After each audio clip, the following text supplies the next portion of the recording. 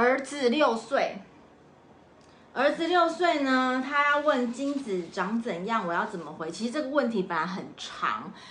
那个问题是说呢，那个网友问的问题说，儿子6岁，他问我精子长怎样，难道我要打出来给他看吗？这个啊，他说平常我们就有给他性教育，那难道他这样子问我要打出来给他看吗？第一个，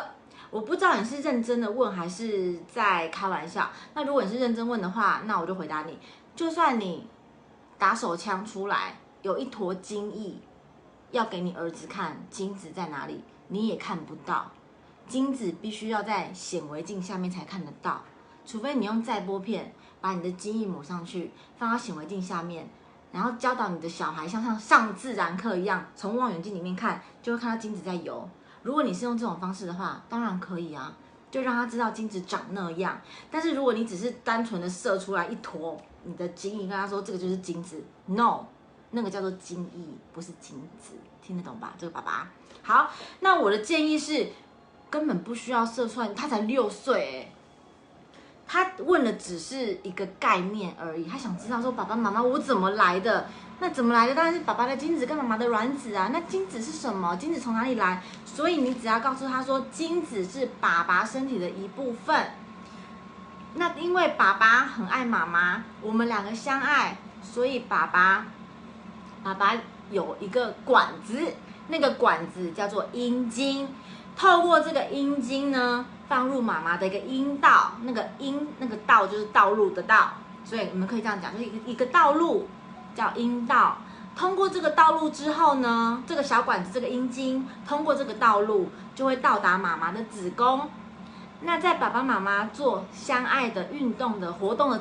爸爸妈妈在做相爱的活动的时候，那这个精子就会在这个时候透过管子经过道路到达妈妈的子宫里面，去找妈妈子宫里面的一个叫做卵子的东西的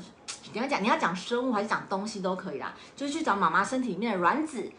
那当爸爸身体里面的精子里面有好多个精子，那其中呢最厉害最健康的那个精子就会找到妈妈的卵子，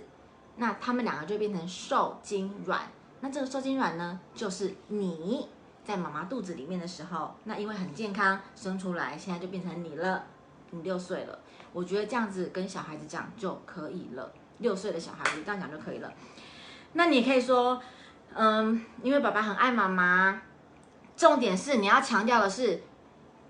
阴茎这个小管子叫做阴茎，透过道路到妈妈的子宫，把精子送到卵子面前的这个过程，是需要2个相爱的人做快乐的事情才有办法达到的。你要让他知道这件事情，就是说这件事情不能随便乱做，因为有些人会觉得说，你这样讲了，你不就是教小孩去做这件事吗？没有啊，你提早告诉他说，你一定要跟相爱的人，你要跟相守一辈子的人做这件事情，因为你们会有共同的结晶出来，那个结晶就是你呀，你就有爸爸跟妈妈共同的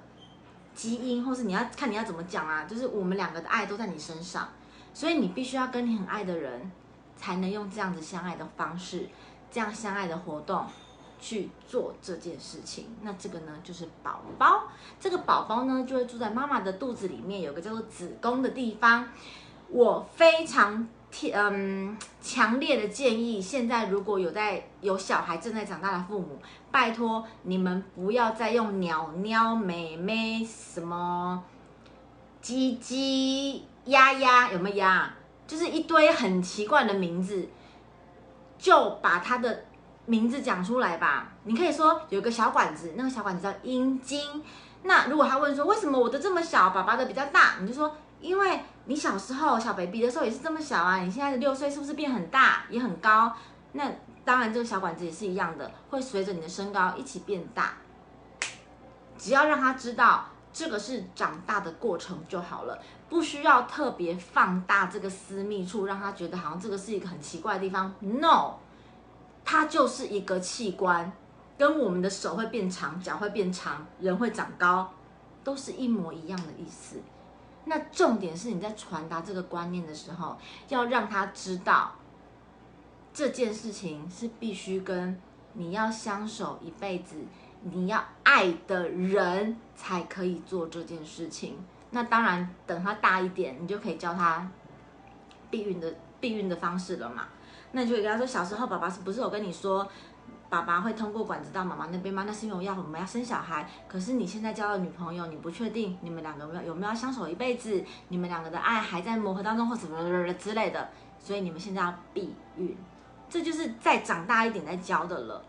那你要怎么样让他可以连接起来这些东西，让自己跟自己的女伴或男伴有安全的性行为？你必须从小做起，那就是面对他，不要逃避问题，不要说谎，不要给身体的器官取名字，他有他的名字，还给他吧。阴茎、阴道就是这样，他没有什么不能讲的。我不懂为什么不能讲，而且为什么字幕不能打，是有多羞耻？它就是我们身上的器官哎，为什么不能打？